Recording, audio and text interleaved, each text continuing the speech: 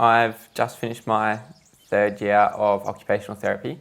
I'm really excited for my upcoming placements, and I think studying occupational therapy is going to allow me to explore, travel, and really hopefully make a meaningful difference to people's lives once I'm qualified.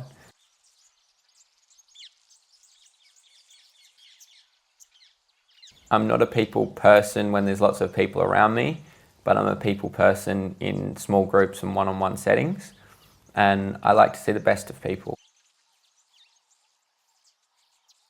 I sustained 3 concussions over a period of 9 months. My first concussion happened playing hockey in Hobart at the under-18 championships. Me and a bloke from Queensland were going at a ball, and somehow the side of my head managed to collide with his shoulder. I ended up laying flat on the floor, no recollection of getting to the floor. Given that I didn't have a formal concussion diagnosis, I was allowed to continue playing. And I was trying to mark my player, except I was running in the wrong direction. And it took until the goalie said to me, "Tom, your player's all the way over there, what are you doing?" That's when it kind of hit home for me, because I'd heard the stories of the AFL footballer that went up for a mark when there was actually no ball there. And I think that's when I knew that, yeah, I've probably got a problem here. I've been diagnosed with PCS, which is persistent concussion.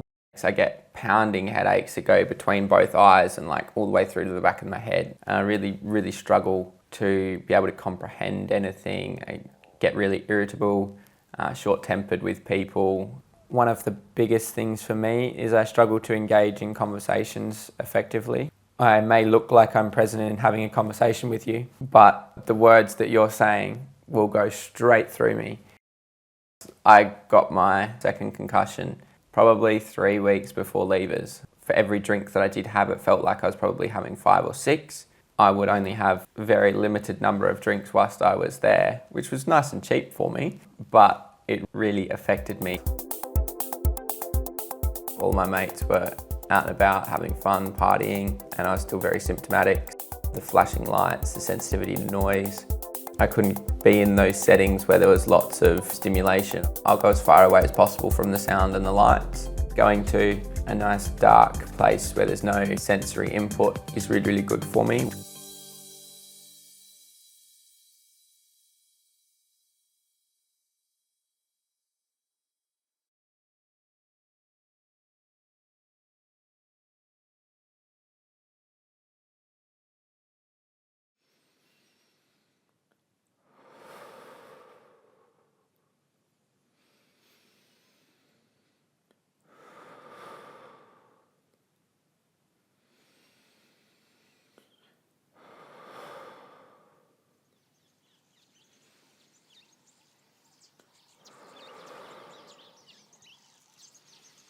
I had gotten to the point where I'd tried pretty much anything and everything to manage my symptoms, and I couldn't understand what was going on. I had a very good connection within the TBI world. He said, "You need to go gluten-free." From that day onwards, I went gluten-free, and I think it just reset my body. I couldn't walk for 10 minutes without needing a 5-hour sleep. So it took a lot of building up of my exercise capacity to get to that stage where running was really good for me. Running, for me, I don't understand how it works, but got rid of my symptoms. I'd always feel much happier and clearer in the head after I'd gone for a run. I love being out in nature. I love the camping, the four-wheel driving, the cycling, the running, just being out there. I think the beautiful landscapes really bring me peace.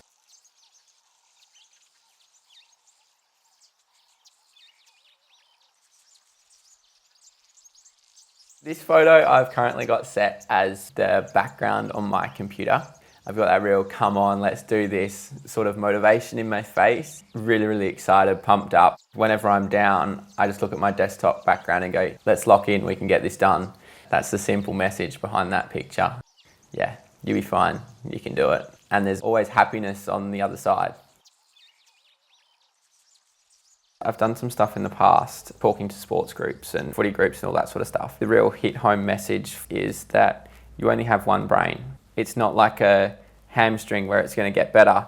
You can't just go and replace it. There's a lot of social stigma around being the tough male. You just soldier on.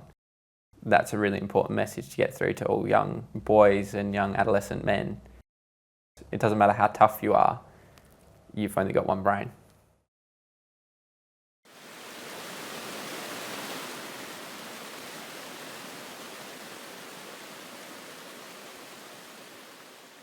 I'm very thankful that I have my family and friends and my partner that all do a lot to support me, and they're all cheering me on from the sidelines.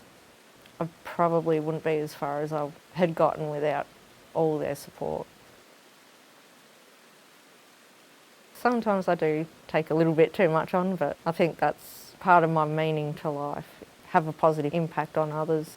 I derive happiness out of that. I had a car accident in 2018. High-fived my face into a tree at about 70-80 kilometres and ended up with a shattered right femur, pelvis and 2 broken ribs and laceration above the right eye and a mild to moderate traumatic brain injury. My last memory before the accident is the night before, and then my next memory is waking up in Royal Melbourne Hospital. While I was in the hospital, my mum ended up making an album to kind of help with my memory, reminding me that I'm loved, and I think it was a bit of a therapy thing for her as well. It's also a record that I can go back to as well and be like, oh yeah, that happened. I used to say I was just more busy than I'd ever been in my life, but I was the most injured that I'd ever been in my life. I was having my physio, hydrotherapy, speech therapy.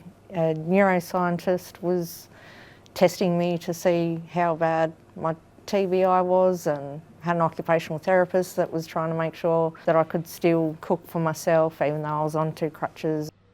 I planned a trip to the Cat Cafe. That was just to prove that I could be able to organise stuff for myself.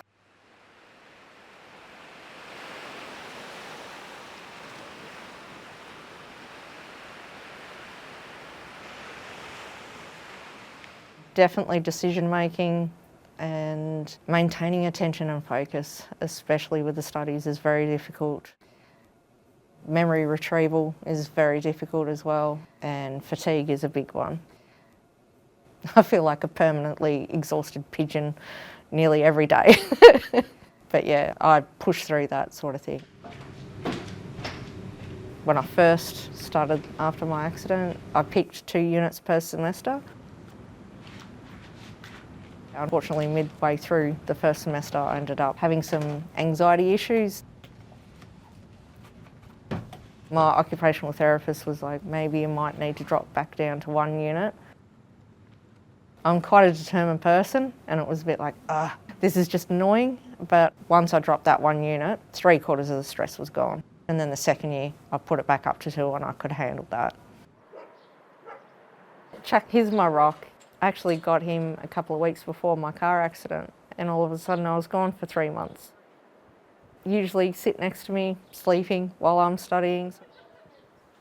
He's my white shadow. He's just always been there by my side.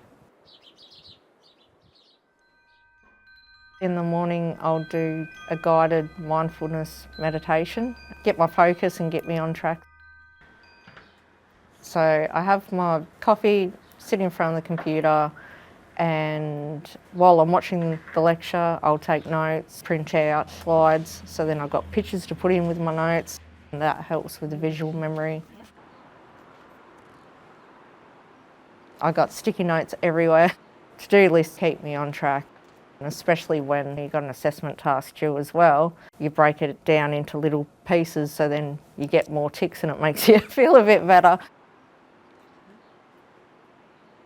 We look fine, we look normal, don't look disabled. We do have quite a few challenges, whether they're psychological, physical and emotional. There can be quite a range, especially cognitive issues like memory and stuff like that is quite difficult.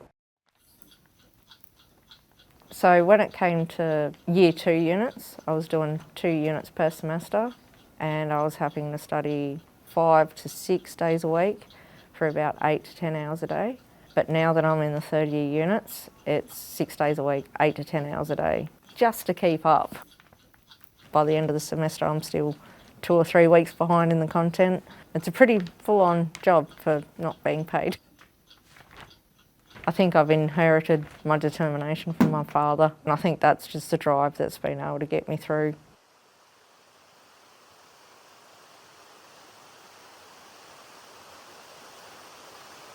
Guide Falls has always been a big part of my life. It's kind of a happy place. Forest bathing is being mindful, thinking about the sun on your face or the wind on your face, feeling your body movements and being aware. It can be quite beneficial in de-stressing and relieving depression. The goal at the end of this degree is to get into being a researcher that will look into non-pharmacological therapies for people with TBI to improve their lives. Things like art therapy, music therapy, and trying to show the evidence for other practitioners out there that it does work. I'm helping wherever I can, whenever I can.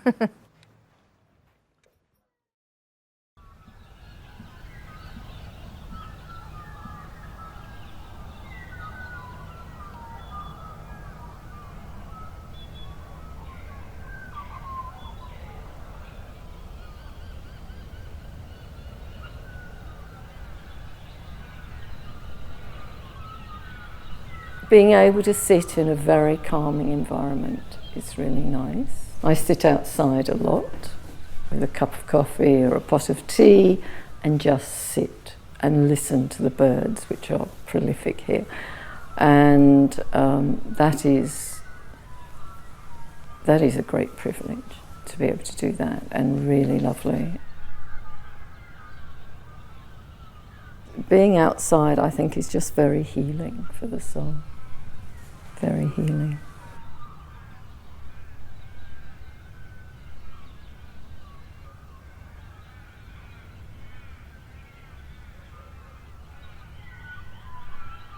Whenever something that I really wanted didn't happen, something much better came out of it.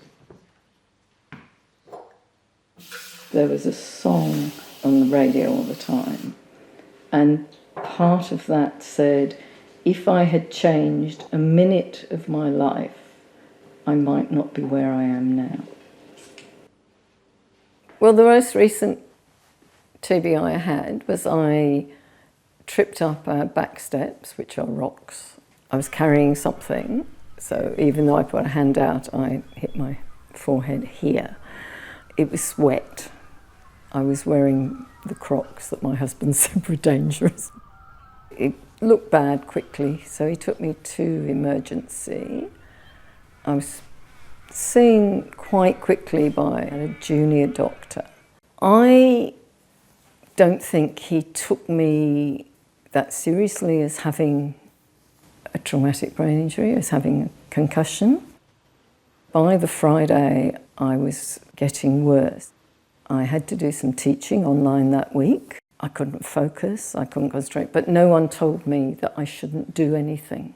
So I did everything you're not supposed to do when you have a concussion. My husband said, no, this is terrible, we're going to go back to emergency. I saw a nurse practitioner who went through all the notes and said he didn't even test you for concussion. Once I had the accident, I couldn't use the gym much at all because I didn't have any balance. I used to work out 3 times a week for about an hour and a half, and I found I couldn't even do 5 minutes, that just the mental capacity to do it wasn't there. When I did get back in the gym, I did like 5 minutes, and then I started introducing upper body, lower body, core. After about a year, I still had problems. Every time I leant forward, the ground moved. It's not dizziness. The floor moves in waves. My doctor sent me back to rehab and physios, and they had me walking up and down corridors a lot, picking up and putting down witches' hats all along the corridor and around the block. The other thing I don't do is I don't beat myself up if I don't exercise, because I've read that the stress of worrying about not exercising is worse than not exercising. So I don't do that anymore. What I was told by the neuropsych was word retrieval. I can't find a word when I need it. And I find that, as somebody who's always been very articulate, I find it really infuriating because you feel stupid. You can't get a word. Well, my career was 2/3 IT, 1/3 academic. So I'm used to getting a lot of emails. I've had phases where, because I'm on a board for not-for-profit, where suddenly some issue will come and there's people emailing over and over to other, and I'm looking at them thinking, I know I should read those, but I can't. I just can't bring myself to open any of the emails because I know it's going to be a conversation going between about 4 or 5 people, and they're just coming in one after the other, and I'm just thinking, I can't do that. I just have to go off and do something else.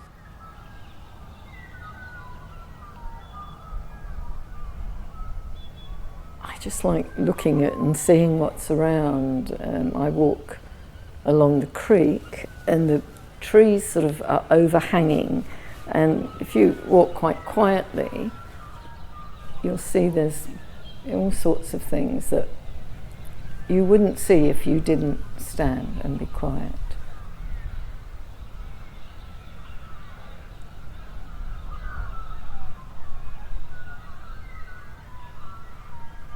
It's made me maybe more understanding of other people with issues.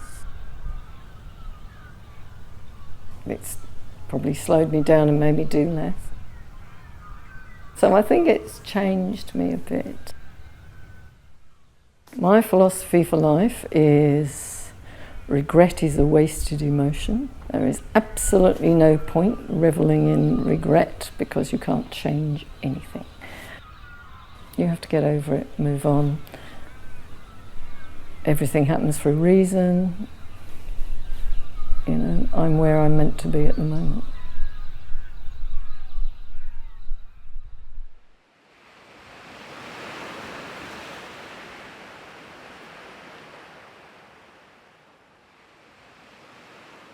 I think an important keyword is believing in oneself.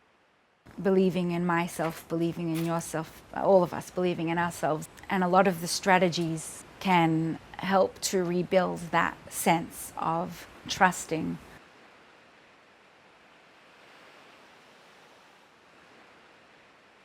Because I was unable to remember the accident, I didn't understand why I was in rehab. And only when I was discharged after approximately 4 months, I realized, hey, my reality's changed, and this is going to have a big impact on my everyday function.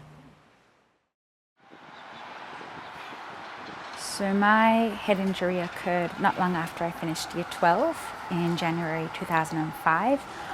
I was hit by a vehicle as I was stepping off a tram. The vehicle was going between 33 and 60 k's per hour when it hit me, so it was speeding up to overtake. I hit the windshield and the bonnet, and then I was thrown into the center of the intersection and I had a seizure.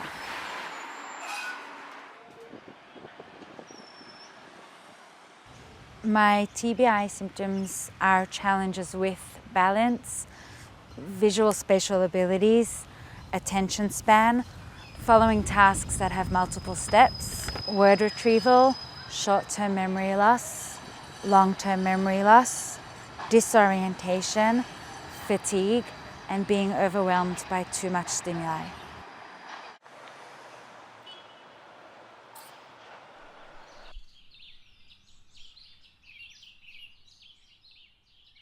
So a way that I manage the organizational abilities is by creating lists, breaking down tasks into achievable stages. I'm very careful to journal immediately after an event occurring if it may be important and I'll need to reflect back on it at a later time.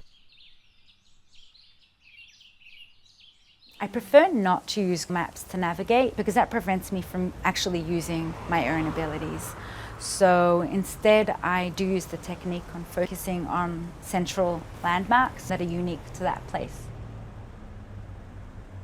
I try set time to learn about things connected to general knowledge. There's only so much I can prepare prior to a conversation to make sure that I'm able to retrieve the words or the knowledge that I need in order to participate. A very common sentence I hear, try remember, you can remember, you have that knowledge. I may, and I most likely don't. I'm aware to go to sleep at a similar time every night, to wake up at a similar time every morning. I make sure to take regular breaks throughout my day. Not to try and rush from one activity to another because then there's not enough time to process in between them, and then I find that the information that I'm trying to encode is building on the activity before and not being processed properly and not making sense.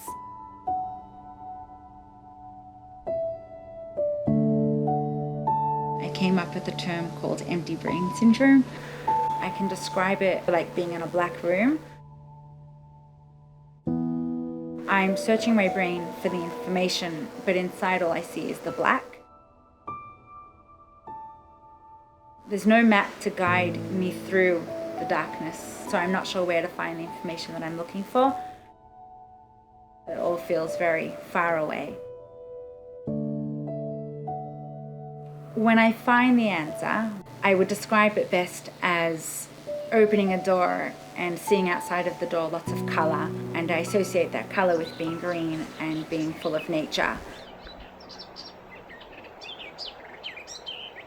I love going on long walks, and I find it extremely thrilling to challenge my balance and my visual spatial abilities.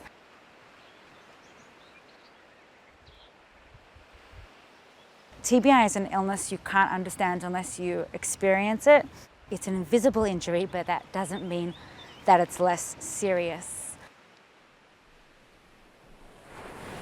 I value being able to laugh at my word muddles and to laugh at myself as part of my expression, and that's a strategy to help me deal with daily frustrations.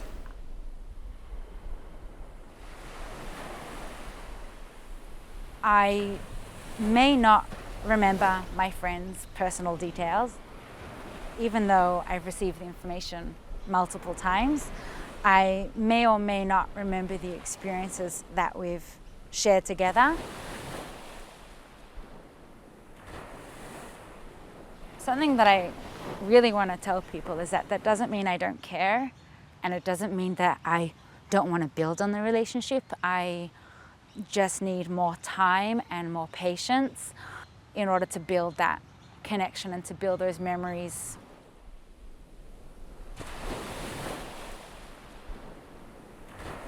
And so every moment counts, every moment's meaningful, and every moment is precious. I have no expectation in the future that I'll be able to retrieve this moment again, and if I do, it's a blessing. I want to make all my moments good ones.